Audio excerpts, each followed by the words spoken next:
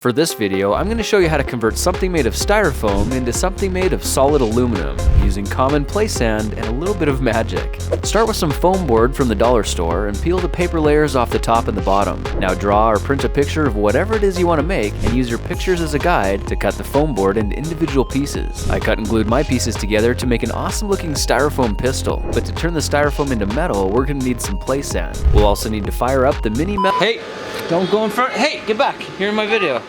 Darn it. With that warming up, let's go ahead and pour a bit of sand into a 5-gallon bucket until it's at least 2 to 3 inches deep. Now take your styrofoam creation and glue a thick foam riser somewhere on the side, then push the whole thing into the sand so it stands upright. If we sprinkle a bunch more sand around the styrofoam mold, it should hold it firmly in place. And as you're adding the sand, make sure the foam riser is poking up out of the center. That's really important.